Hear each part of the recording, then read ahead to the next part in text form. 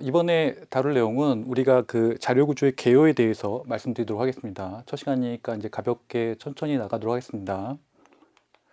일단 우리가 일상생활에서 자료 구조를 좀 봐야 되는데, 그러니까 자료 구조가 처음에 나온 배경은 뭐냐면 자료 구조가 그 일상생활에 많은 문제를 해결할 수 있다는 데서 출발했어요. 예를 들어서 책을 쌓는다던가 아니면 은행에서 대기를 한다던가 아니면 내비게이션 같은 경우에 그게 자료 구조랑 굉장히 밀접하게 연관이 되어 있거든요. 그러니까 그런 것들을 우리가 어떻게 자료 구조를 배워서 일상생활의 문제를 해결할 것인가가 포인트인 거예요. 그러니까 그런 관점에서 우리가 자료 구조를 이해하시면 될 것 같아요. 그래서 우리가 일상생활과 자료 구조의 비교 보시면, 그러니까 일상생활에서 보시면은 뭐 그릇 쌓는 것도 있고, 마트 계산도 있고, 뭐 영화 대기도 있고, 그다음에 버킷리스트 아니면 영어 사전이나 지도나 아니면 컴퓨터 폴더 같은 것들이 있잖아요. 그러니까 이런 것들이 어떻게 자료 구조랑 같이 연계되어 있냐라는 거예요. 보시면 아시겠지만 그릇은 우리가 앞으로 배우게 될 용어를 잘 파악하셔야 돼요. 스택 같은 게 있어요. 스택이 있어요. 그리고 마트 계산이나 영화 대기 같은 경우에는 큐가 있어요. 큐가 있어요. 자, 용어 지금 몰라도 상관없어요.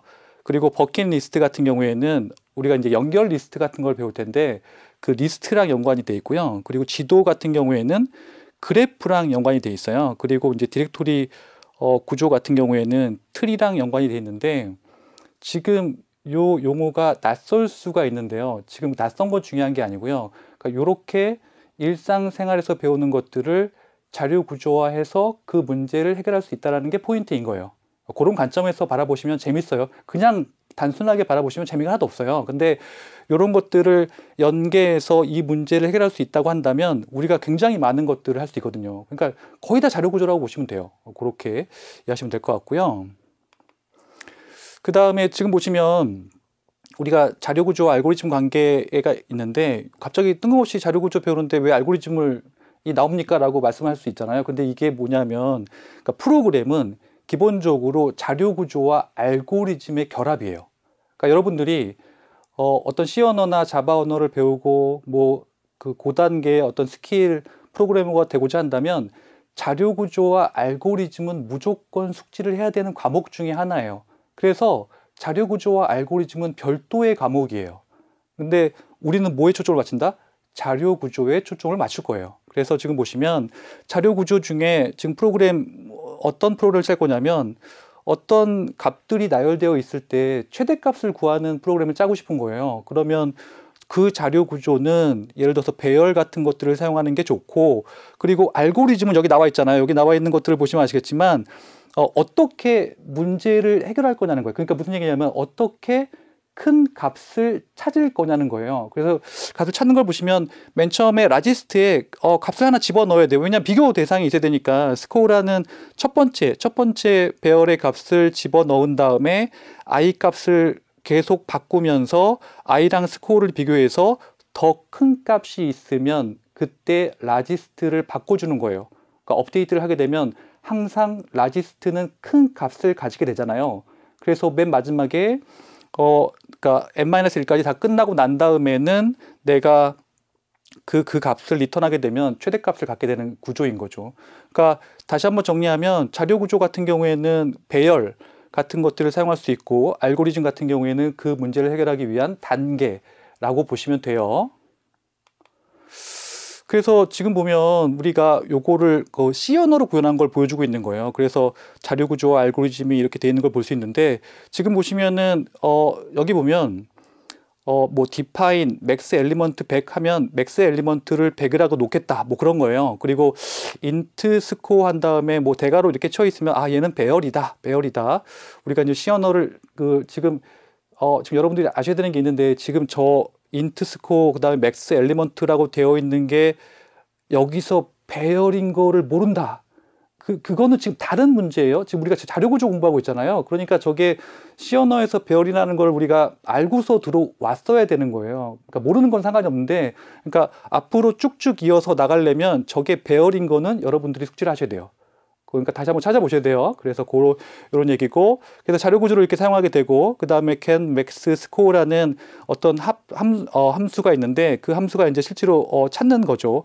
그래서 지금 보시면 int n이 주어지고 n은 학생의 숫자인 거고, 그래서 아까 말씀드린 것처럼 라지스트의 스코어가 첫 번째 게 들어가 있고, 그 다음에 계속 그 i는 지금 여기 보시면은 그러니까 n보다 작는 거니까 n-1까지 되는 거잖아요. 그래서 라지스트가 스코어가 더 큰 게 있으면 걔를 라지스트로 업데이트 해가지고 맨 마지막에 라지스트를 리턴하는 그 최대값을 리턴하는 건데, 보시면 아시겠지만 여기 보면은 알고리즘 요 단계 푸는 게 알고리즘이잖아요. 지금 딱 보세요.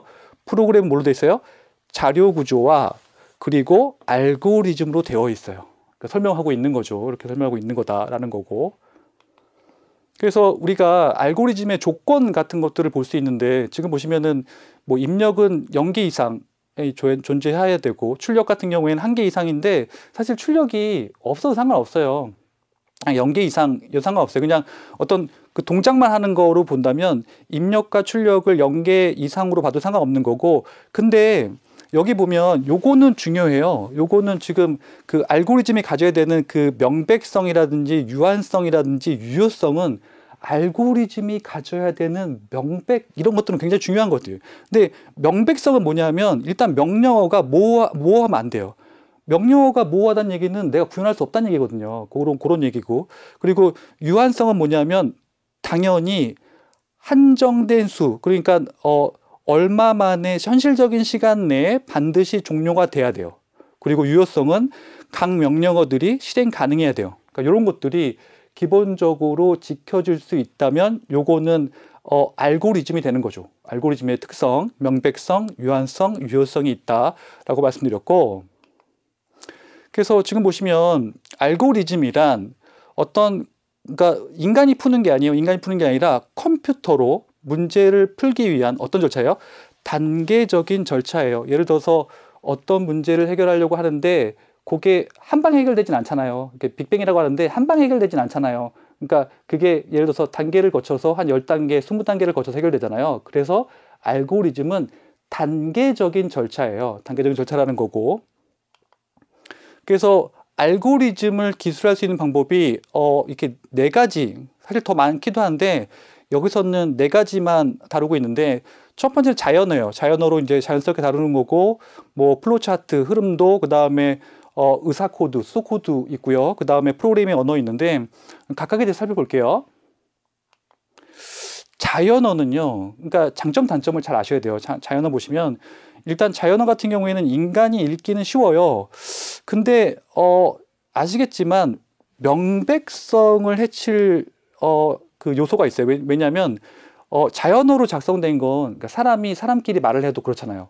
명백성이 조금 안 좋을 수 있잖아요. 그죠? 그러니까 그런 거랑 마찬가지예요. 그러니까 의미 전달이 모호할 수 있어요.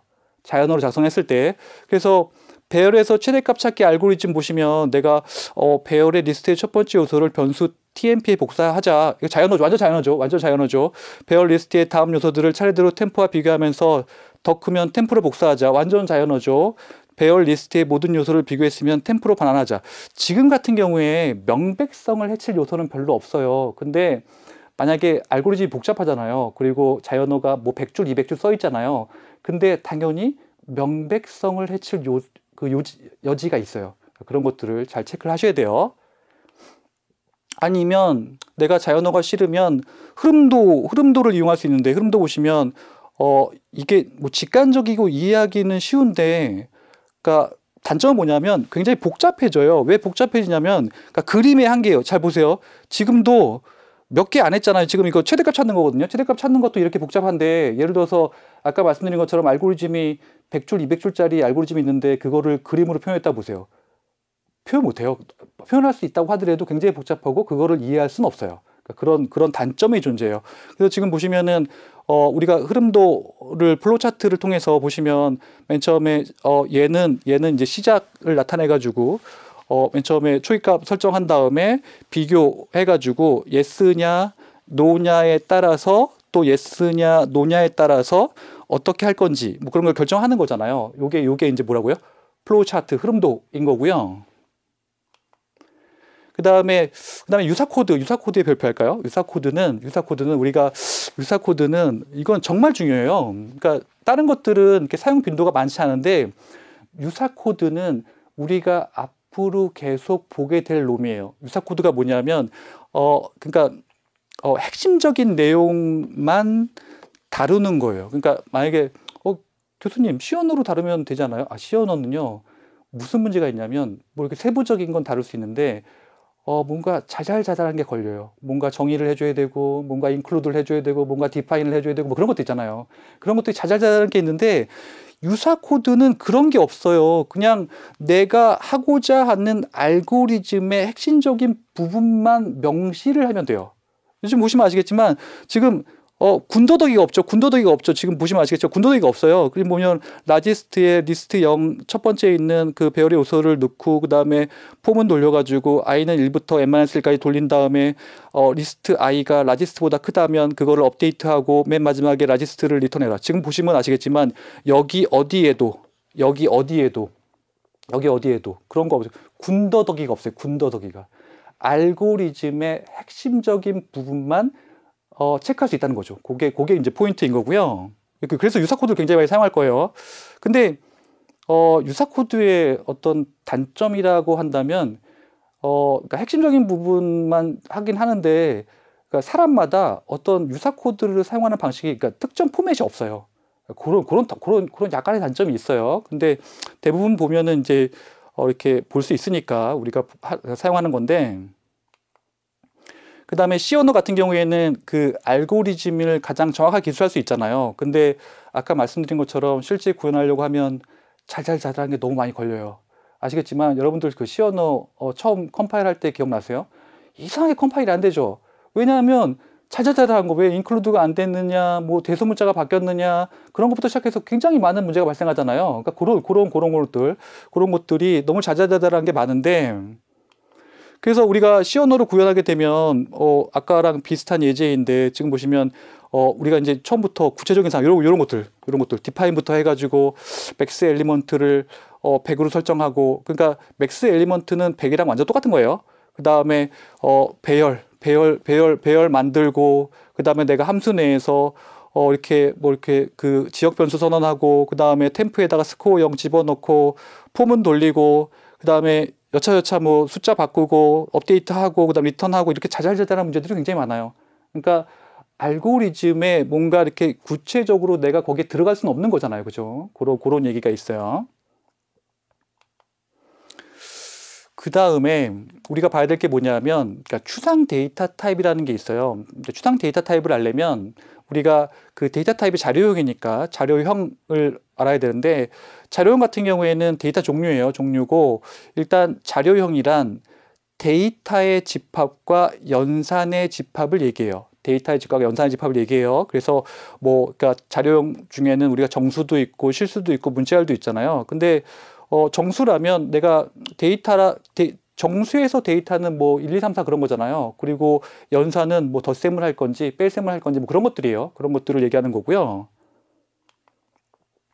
그래서 지금 보시면 자료형 중에 기초 자료형이 있고 파생 자료형이 있고 사용자 정의 자료형이 있어요. 그래서 기초 자료형을 보시면 우리가 C 언어에서 우리가 익히 알고 있는 거죠. 차형, 인트형, 플롯형, 더블형 같은 것들이 있고 그 다음에 파생 C 언어에서 그 이후 그 초기 챕터가 아니라 그 중간 챕터부터 나오는 배열 그 다음에 정말 중요한 포인터 그러니까 배열은 어떤 것들을 이렇게 모아놓은 거고요. 동일한 애들을 모아놓은 거고 포인터는 어떤 주소를 담는 그릇이잖아요. 그죠?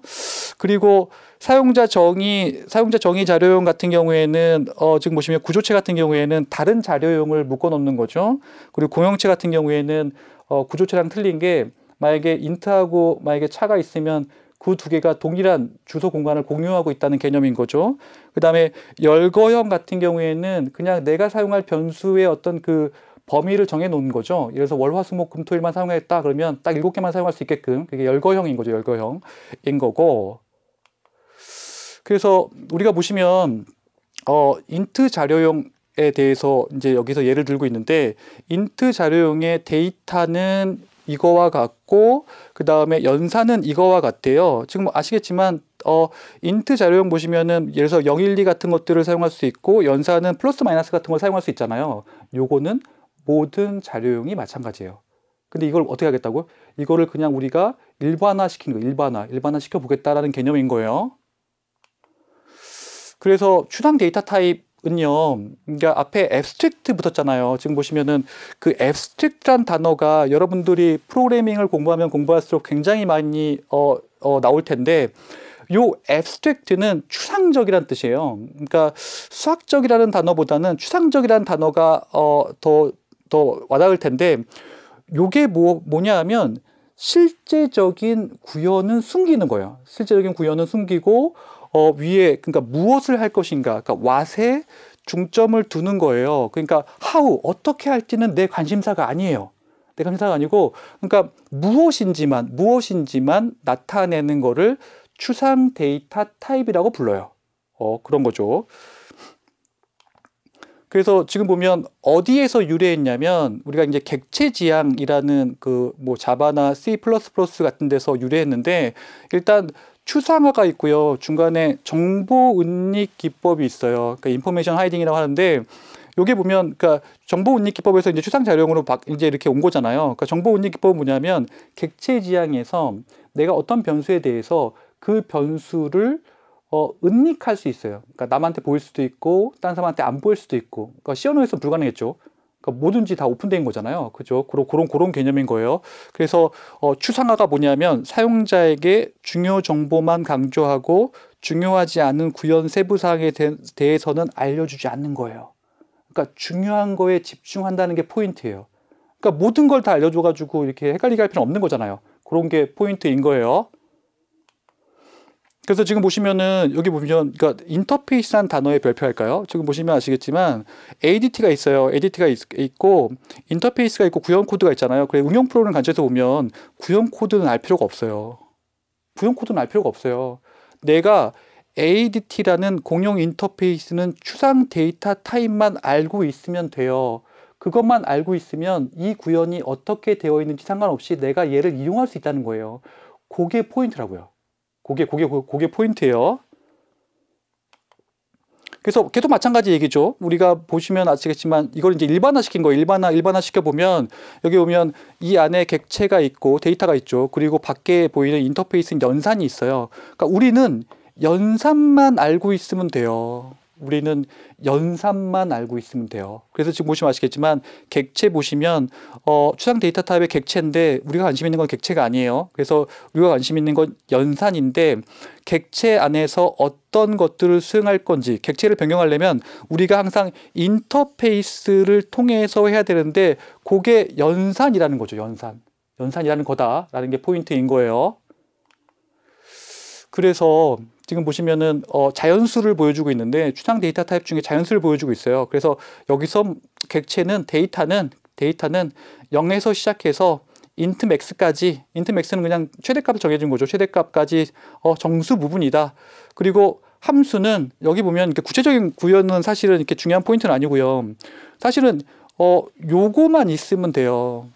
그러니까 얘가 뭘 할지만 알려주면 돼요. 저 제로는 제로인지를 알려주는 거고, 석세서는 다음 숫자, is 제로인지 체크하는 거고, equal은 같은 숫자인지 체크하는 거예요.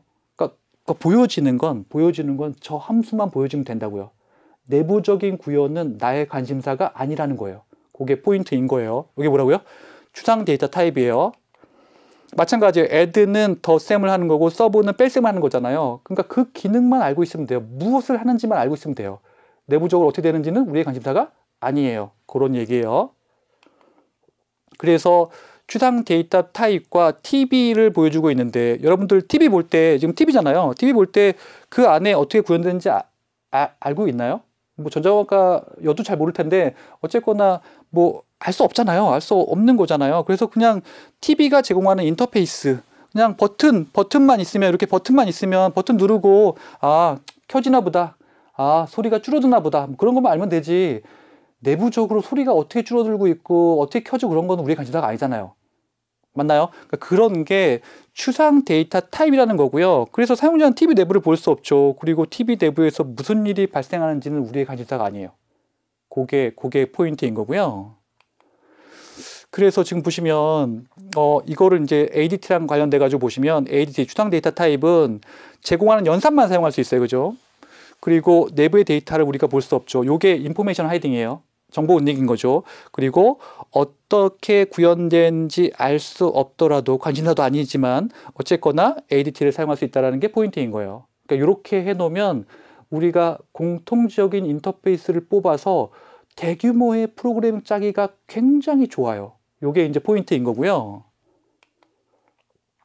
그 다음에 우리가 복잡도 분석이라고 당연히 현대에 와서 굉장히 그 성능 분석에 어떤 그 초점을 맞추기 시작했는데 지금 보시면은 수행 시간 측정하는 거예요. 수행 시간 측정하는 건데 그러니까 수행 시간 측정을 하거나 아니면 알고리즘 성능 분석하는 건데 맨 처음에는 초보적인 단계에서는 수행 시간을 측정했어요. 그 다음에 나중에 와서 이제 알고리즘 성능을 분석했는데 수행 시간 측정은 뭐냐면 그러니까 실제 수행 시간을 측정하는 거예요. 좀 무식하죠. 실제 수행 시간을 측정하면 실제로 구현도 해야 되고 근데 이게 문제가 뭐냐면 하드웨어가 바뀌면 그러니까 A 컴퓨터에서 실행한 결과와 B 컴퓨터에서 실행한 결과가 틀려요. 왜냐하면 클럭 주파수나 어떤 속도가 틀리잖아요. 그러니까 그런 게 틀린데 그게 아니라 좀 더 일반화할 수 있는 알고리즘의 성능 분석이 필요하지 않을까 해서 나온 게 요거예요. 그래서 직접 구현하지 않고 수행 시간을 분석하는 것들인데 그러니까 요게 어떤 걸 하는 거냐면 연산의 횟수에 별표하세요. 연산의 횟수를 측정해요. 그러니까 대입을 얼마나 하는지, 이동을 얼마나 하는지, 비교를 얼마나 하는지 그런 것들을 우리가 숫자화 할 수 있다면 이 숫자화 할 수 있다면 이런 것들로 어떤 함수를 만들 수 있고 그 함수를 통해 가지고 내가 얘가 얼마나 걸릴 건지를 예측할 수 있어요. 이게 알고리즘의 성능 분석이고요. 그래서 일반적으로 연산의 횟수는 n의 함수, n은 입력이에요. n의 함수가 되는 거고요. 그래서 지금 보시면 프로그램의 효율성이 이제 중요한 이유가 보시면 아시겠지만 보세요. 입력 자료의 개수가 n은 6이고 그 다음에 n은 100이라고 가정했을 때 프로그램이 예를 들어서 어떤 그 알고리즘 분석을 했는데 n제곱의 비례를 하고 그 다음에 얘가 2n의 비례를 한다고 한다면 지금 보시면 아시겠지만 그냥 단순하게 됐을 때 n이 6일 때 36초 걸리고 64초 걸리거든요. 여러분들 헷갈리면 안 돼요. n이 작을 때를 고려하시면 안 돼요. n이 작을 때를 고려하시면 다 비슷해 보여. 지금 n이 작을 때가 문제가 아니라 n이 클 때예요. n이 클 때는 n이 만약에 내가 100이라고 한다면 요 100이면 지금 보시면 아시겠지만 n제곱은 만초가 걸려요. 근데 지금 보시면 아시겠지만 이 n은 2의 100승초예요. 얘는 4 곱하기 10에 22년 걸려요. 무슨 말인지 알겠죠? 그러니까 이런 식으로 우리가 요거를 함수화해서 프로그램의 효율성을 분석할 수 있다라는 게 포인트인 거예요. 아셨죠? 지금 보시면 복잡도 분석에서 수행 시간을 측정하는데 수행 시간 측정하는 거 보시면은 알고리즘 1이 있고 지금 알고리즘이 지금 뭔진 중요하지 않아요. 지금 중요한 거는 지금 시간 측정하는 거니까 알고리즘 1이 있고 알고리즘 2가 있어요. 그래서 봤더니 수행 시간이 10초이고 수행 시간이 50초다라고 했을 때 얘네들이 그 딱 보면은 시간으로 이제 우리가 알 수 있는 거잖아요. 그죠? 그래서 우리가 이제 요거를 방법 1이랑 방법 2로 어떻게 측정하냐면 두 가지 방법이 있는데 일단 include를 time.h로 이렇게 헤더를 갖고 와야 돼요. 그래서 왜 time.h를 갖고 와야 되냐면 요 clock이란 함수하고 그 다음에 time이란 함수는 time.h에 있으니까 갖고 오셔가지고 하셔야 되는 거고 그 다음에 지금 보시면 clock 해가지고 start stop 한 다음에 stop 마이너스 start 해가지고 이렇게 클럭스 퍼 세컨드로 나눠주잖아요. 그건 뭐냐면 지금 클럭의 개수가 오는 거예요. 시간이 오는 게 아니라. 그러니까 초당 클럭의 개수로 나누면 실제 시간이 나오겠죠. 그런 얘기를 하고 있는 거고. 그 다음에 그냥 그런 게 싫으면 타임으로 스타트 스톱 한 다음에 디프 타임이라고 있어요. 요 디프 타임을 이용해서 우리가 시간을 측정할 수 있다라는 게 포인트인 거예요. 이렇게 측정할 수 있다라는 건데 요거는 아까 말씀드린 것처럼 하드웨어가 바뀌면 컴퓨터가 바뀌면 시간이 달라진다라는 개념인 거예요. 그래서 실제로 이제 동작시켜 본 거예요. 그래서 지금 보면 include를 뭐 스탠다드 io.h하고 스탠다드 lib.h하고 그다음에 time.h를 집어넣었죠. 요게 이제 요 헤더가 포인트인 거고. 그래서 메인 해가지고 얘는 클럭으로 냈죠. 클럭 한 다음에 클럭 해가지고 요거는 사실 의미 없어요. 그냥 포문을 뭐 10만 번 뭐 이렇게 100만 번 돌린 거예요. 그냥 의미 없이 돌린 거예요. 시간이 얼마나 걸리는지 알게 위해서. 그래서 아까 말씀드린 것처럼 초당 클럭의 개수, 이거는 시스템마다 틀리잖아요. 초당 클럭의 개수가 당연히 틀리죠. 왜냐면 예를 들어서 3GHz면 뭐 그런 거잖아요. 틀리죠. 그러니까 그런 것들로 해가지고 나눠주면 실제 초가 나오게 되는 거죠. 이렇게 구할 수 있다. 요거는 시스템마다 틀리다라는 게 이제 포인트인 거고요. 지금 보시면 이번에는 우리가 실질적으로 하려고 하는 거에 대한 거예요. 그래서 시간 복잡도에 대한 건데 여기 포인트는 뭐냐면 연산의 별표할까요? 연산이 얼마나 수행되는지 그걸 숫자로 표현하는 거예요. 지금 보시면은 아까 동일한 알고리즘이 쭉 나온다고 한다면 요 알고리즘이 중요한 게 아니고 지금 보면 요 라지스트에서 스코어 제로가 가는 거는 대입 연산이 한번 일어난 거고요. 그 다음에 i는 1부터 n-1까지 간다는 얘기는 대입 연산이 발생하는 거죠. 그리고 비교 연산이 밑에 스코어랑 라지스트랑 비교한다는 얘기는 비교 연산이 발생하는 거고 그 다음에 또 밑에 대입 연산이 발생해서 대입, 비교, 대입 이런 것들이 연산이 많이 발생하잖아요. 그런 것들을 n의 함수로 만들 수 있다는 게 포인트예요. 요런 얘기고 요게 시간 복잡도인 거고요. 그래서 지금 보시면은 그 복잡도 보시면 시간 복잡도가 있고요. 그 다음에 공간 복잡도가 있어요. 그래서 시간 복잡도는 아까 말씀드린 것처럼 대입이나 그런 것들 연산의 횟수로 하는 거고 공간 복잡도는 그런 거예요. 그러니까 주기억 장치인 메모리를 얼마나 점유하는지, 얼마나 들어가는지. 예를 들어서 인티저 같은 경우에는 32비트 컴퓨터에서 4바이트 정도거든요. 그러니까 그런 걸 계산하는 거죠. 그래서 지금 보면 알고리즘 1이랑 알고리즘 2가 있는데 얘는 기본적으로 연산의 개수가 20개고 그 다음에 연산의 개수가 186개인데 왜 이렇게 나왔냐면은 요 얘기예요. 그러니까 입력 개수를 고려해가지고 n = 6인 경우에 그러니까 지금 알고리즘이 이렇게 된 거예요. 지금 보면 아시겠지만 내가 입력의 개수로 어떤 그 연산의 함수로 만들었더니 3n 플러스 2가 됐고 알고리즘 1은 그 다음에 알고리즘 2 같은 경우에는 5n 제곱 플러스 6이 된 거예요. 그래서 내가 n이 입력이 6이라고 한다면 아까 그 결과가 나오게 되는 거예요. 그런 얘기들인 거예요. 그래서 우리가 이런 걸 통해서 복잡도를 분석할 수 있다는 게 포인트인 거고요. 그래서 지금 보면 예시가 있어요. 지금 보면 알고리즘을 내가 지금 보면 양의 정수를 뭐 n번 더하는 프로그램을 짜려고 하는데 알고리즘 A는 곱셈을 사용하고 알고리즘 B는 그냥 플러스 n을 하고 그 다음에 알고리즘 C는 플러스 2를 하는 거예요. 지금 보면 아시겠지만 얘 같은 경우에 포문 2번 돌려요. 얘 같은 경우에는 포문 1번 돌리고 얘 같은 경우에는 포문을 안 돌려요. 그러니까 근데 딱 봐도 알고리즘 A가 좋아 보이잖아요. 근데 이제 제가 오늘 여러분한테 말씀드리고 싶은 건 그러니까 정설과 사설을 말씀드리고 싶어요. 그래서 일단 그 다음 장을 봐야 되는데 여기 보면은 그 알고리즘 비교한 거예요. 그래서 알고리즘 A를 봤더니 대입 연산이 한 번이고 곱셈 연산이 한 번이면 전체 연산수가 2잖아요.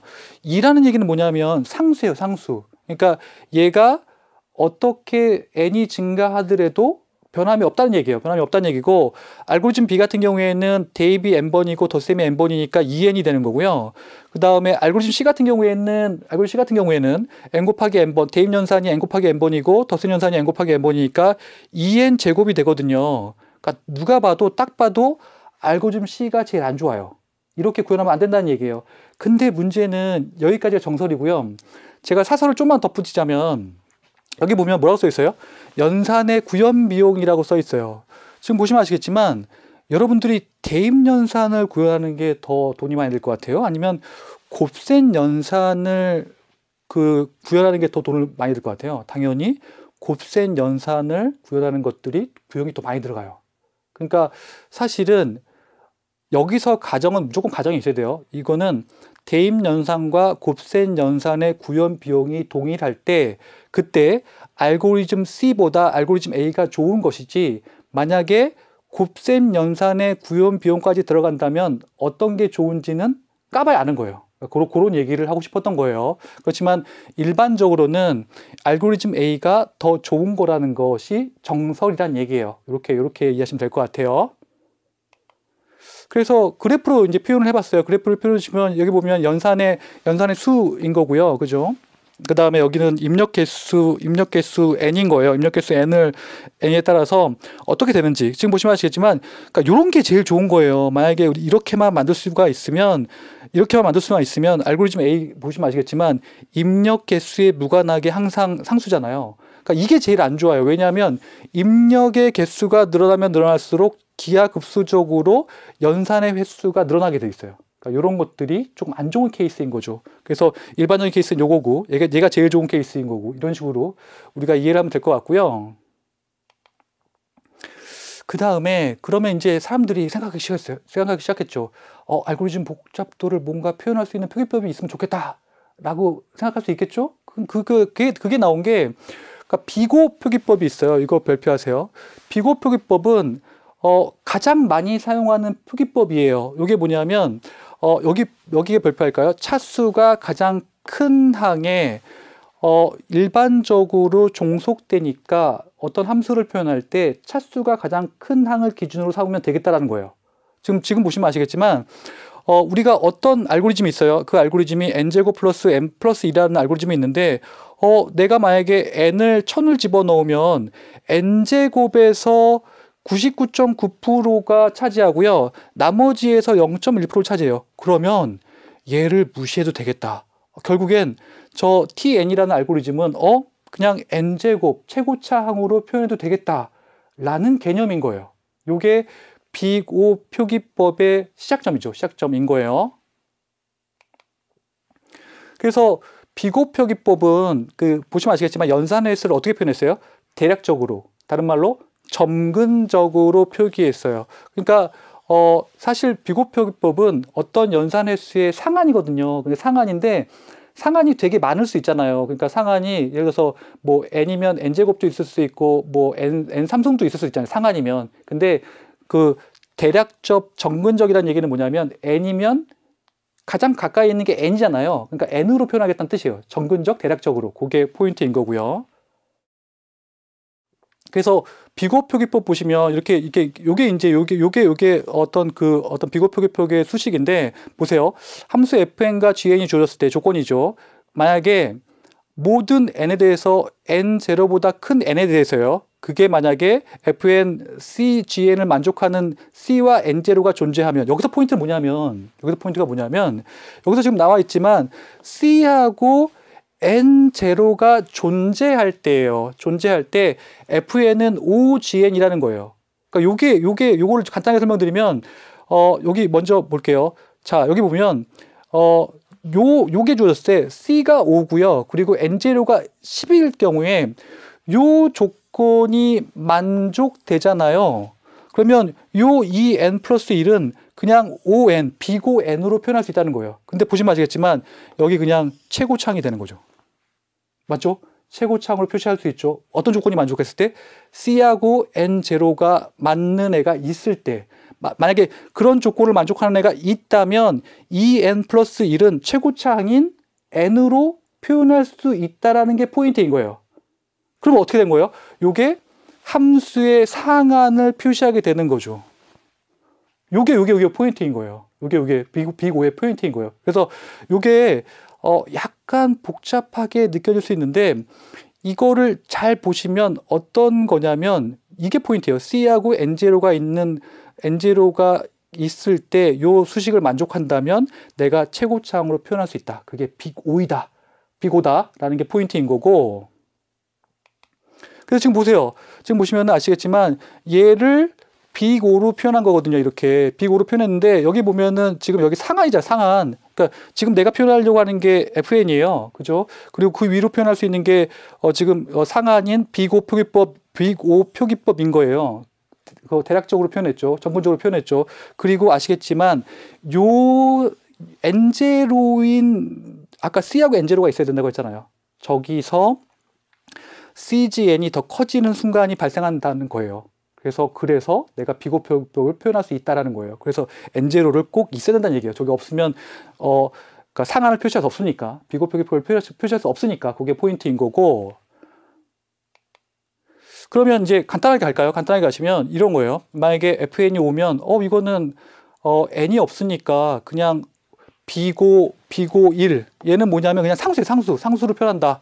그래서 이건 어떻게 증명하냐면 N0가 1이고 C 10일 때 다음과 같은 조건이 만족해요.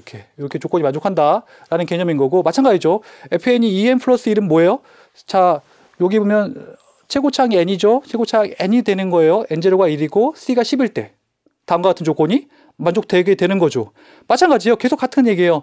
FN이 3n 제곱 플러스 100이면 얘는 최고차항이 이렇게 되는 거잖아요. 그죠? 최고차항이 이렇게 돼가지고 n0가 100이고 C가 5일 때 저 조건을 만족하는 거예요. 그러면 내가 3n 제곱 플러스 100을 그냥 b고 n제곱으로 표현할 수 있겠구나 라는 개념인 거예요. 그리고 fn 5, 2의 n승 10n 제곱 플러스 100이면 얘도 마찬가지죠. 2의 n승인 최고차항이 언제? n0가 1000일 때 하고 C가 10일 때 이 조건을 만족하기 때문에 저게 없으면 안 돼요. 저게 당연히 있어야 돼요. 저게 조건이 만족한다면 내가 5, 2n제곱 플러스 10n제곱 2의 n승 플러스 10의 n제곱 플러스 100을 2의 n승으로 표현할 수 있겠다라는 게 포인트인 거예요. 이렇게 보시면 될 것 같고요. 그래서 우리가 보면 비고표기법을 여러 개 표현할 수 있는데 지금 보시면은 5, 1 하면 상수형, 그리고 5 로그 n 하면 로그형, 그 다음에 5n은 선형, 그 다음에 5n 로그 n은 선형 로그형이고 5n 제곱은 2차형, n 3승은 3차형, 2n은 지수형, n 팩토리얼이에요. 팩토리얼 아시죠? n 곱하기 n-1 곱하기 n-2 곱하기 팩토리얼로 볼 수 있다는 거예요.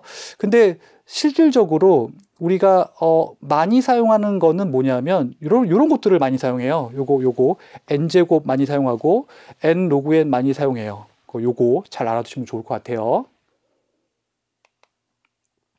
자, 그래서 비고표기법 보시면 지금 보시면은 이렇게 돼 있잖아요. 지금 보면은 1부터 1 로그 n, n 로그 n, n제곱, n 3승, 2n, n 팩토리얼로 되어 있는데 지금 보시면 아시겠지만 그러니까 여러분들이 헷갈리지 말아야 되는 게 뭐냐면 작을 때는 입력의 개수가 작을 때는 별 차이가 없어요.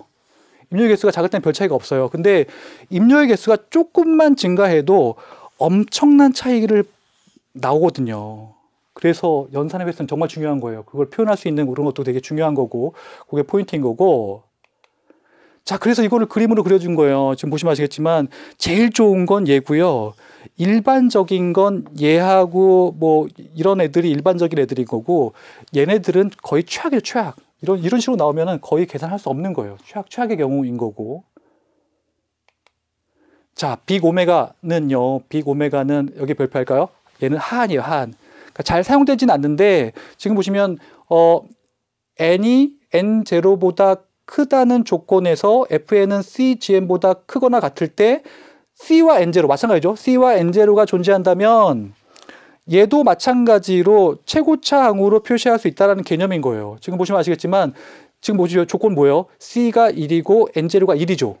C가 1이고 n0가 1이죠. 그래서 n이 5보다 크고 2n 플러스 1이 10의 n승이면은 요 2n 플러스 1을 뭘로 표현할 수 있어요? n으로 표현할 수 있다는 게 포인트인 거예요. 요게 이제 포인트인 거고. 자, 빅세타는요. 빅세타는 중간이에요. 중간이에요. 보시면 아시겠지만 하한과 상한을 얘기하고 있어요. 그래서 n보다 n0, 그러니까 n보다 큰 n에 대해서 C1과 C2가 Fn 사이에 이렇게 존재할 때 상수 C1, C2, N0가 존재한다면 중간이죠. 중간이죠. 그러면 내가 얘를 이렇게 표현할 수 있는 거예요. 이렇게 n으로 표현할 수 있다. 그럼 보시면 아시겠지만 여기서는 두 가지가 필요해요. C1과 C2와 N0가 맞는 애가 있을 때 그럼 내가 이 빅세타로 표현해가지고 2n 플러스 1을 n으로 표현할 수 있다라는 게 포인트인 거예요. 이렇게 보시면 될 것 같고요. 근데 우리가 자주 사용하는 건 뭐다? 비고다라는 개념인 거예요. 그래서 우리가 빅 오메가하고 빅 세타 빅4 보시면 얘가 하한이 빅 오메가고 빅 세타는 아시겠지만 이게 중간인 거예요. 중간. 그리고 상한이 빅 5고 이런 식으로 우리가 표현할 수 있다라는 개념인 거예요. 그래서 우리가 이제 다룰 내용이 뭐냐면 알고리즘 수행 시간을 최선, 평균, 최악으로 이제 비교할 수 있거든요. 이렇게 비교할 수 있는데 지금 보시면은 알고리즘 수행 시간은 입력 자료 집합에 따라서 당연하죠. 입력 자료 집합에 따라서 다를 수 있는데 그러니까 최선의 경우가 있고 평균의 경우가 있고 최악의 경우가 있어요. 그래서 지금 보시면은 최선의 경우는 수행 시간이 가장 빠른 경우고 평균의 경우는 수행 시간이 평균적인 경우고 최악의 경우는 수행 시간이 가장 늦은 경우예요. 근데 여러분들이 프로그램을 짰어요. 그러면 물어볼 거 아니에요. 야, 수행 시간이 어떻게 돼? 물어보면 대부분의 사람이 최선의 경우를 얘기해요. 이거 사기입니다. 이렇게 하시면 안 됩니다. 최선의 경우를 얘기하면 안 됩니다. 당연히 최악의 경우를 얘기해야 돼요. 만약에 이 해당하는 프로그램이 굉장히 크리티컬한, 예를 들어서 뭐 비행기 관제 업무다. 근데 최선의 경우를 얘기했다고요? 그럼 비행기 충돌 나요. 정말 그러시면 안 돼요. 그러니까 예를 들어서 자기가 개발을 했는데 그러니까 입력 집합에 따라서 그러니까 여러 가지 케이스가 나올 거잖아요. 그러니까 최선도 나올 수도 있고 수행 시간이 가장 빠른 경우가 나올 수 있고 늦은 경우도 있고 그다음에 평균적인 경우도 있는데 당연히 가장 늦은 경우를 말씀하셔야 돼요. 그게 상도입니다. 상도이. 프로그램의 상도이. 그래서 지금 보시면은 이런 것들이에요. 지금 보시면은 그래프를 쫙 그린 거죠. 여기 보면 시간이고, 여기 보면 시간이 이렇게 돼 있고, 그 다음에 여기 보면 입력 집합이 이렇게 딱 돼 있는데, 여기 보면 입력이 쭉 이렇게 들어와 있죠. 입력이 쫙 들어와 있는 상태에서, 지금 보시면은, 여기 얘는 이제 가장 적은 최선이고, 얘는 최악이고, 그 다음에 여기는 평균이에요. 아시겠지만, 평균은 구하기가 어려워요. 왜냐하면 입력이 들어오면 들어올수록 평균이 변해요, 안 변해요? 변해요. 근데 뭐 최선은 가장 작은 거, 최고는 가장 최악은 가장 큰 거 하면 되니까 그게 이제 그렇게 할 수 있는 거죠. 그래서 내가 그러니까 그러면 이제 하나 예를 드는 건데 숫자 탐색이라고 있어요. 숫자 탐색이 뭐냐면 그러니까 어떤 배열이 주어지면 그러니까 처음부터 찾는 거예요. 그러니까 5, 9, 10, 17, 20을 이렇게 처음부터 찾는 거예요. 처음부터 찾는 건데 최선은 뭐냐면 내가 찾고자 하는 애가 맨 앞에 있는 경우예요. 맨 앞에 있는 경우는 숫자 비교 횟수가 1이기 때문에 그냥 내가 처음에 했기 때문에 그냥 얘는 5, 1이에요. 5, 1이 되는 거죠. 그냥 비교해서 5, 1이 되는 거죠. 5, 1이 되는 케이스인 거고 제일 좋은 케이스인 거고 그 다음에 최악은 뭐냐면 맨 마지막에서 발견될 가능성이에요. 맨 마지막에 발견될 가능성. 최악을 말씀드린 거예요. 맨 마지막에 발견될 수 있다면 얘는 입력의 개수가 n일 수 있으니까 ON으로 표현해도 될까요? 이렇게 표현해도 되겠죠. 만약에 입력의 개수가 n이라면 얘는 최악의 경우는 n이니까 n으로 표현할 수 있는 거죠. 이게 이제 최악인 거고 마지막에 발견할 수 있을 가능성. 그리고 지금 보시면은 평균적인 건데요. 평균 보시면은 이게 중간에서 발생될 수 있는 가능성이에요. 그래서 중간에서 발생될 수 있는 가능성은 뭐냐면 이걸 이렇게 할 수 있겠죠. 그러니까 이거를 이제 우리가 이제 수식화해 보면 1 플러스 2 플러스 해가지고 n 한 다음에 n으로 나눈 다음에 요게 평균적으로 요게 2n 플러스 1분의 2가 되니까 어쨌거나 빅5로 표현할 때는 최고차항으로 한다고 했잖아요. 그러니까 2분의 n승이지만 2분의 n승 플러스 2분의 1이지만 중요한 거는 내가 최고차항만 할 거니까 어쨌거나 빅5로 했을 때 5n으로 표현할 수 있는 거잖아요. 그죠? 마찬가지죠. 요런 얘기예요. 이거 평균인 거죠. 그래서 지금 보시면은 그러니까 최선, 평균, 최악의 경우를 비교하고 있는 건데, 그러니까 베스트 케이스 같은 경우에는 사실 의미가 없는 경우가 많아요. 그러니까 어떤 사람이 프로그램을 만들고 나서 그거를 이제 팔아먹기 위해서 최선의 경우를 얘기하는데 그건 의미 없어요. 사기치는 거고요. 그다음에 평균의 경우는 계산하기가 상당히 어려워요. 평균의 경우는 상당히 어려워. 아까 말씀드린 거죠. 왜냐하면 맨 처음에 입력의 개수가 지금 뭐 100개가 들어왔을 때 그거에 대해서 평균을 구했다고 하더라도 그 다음에 200개, 300개가 들어왔을 때 평균이 안 바뀐다는 보장을 할 수가 없어요.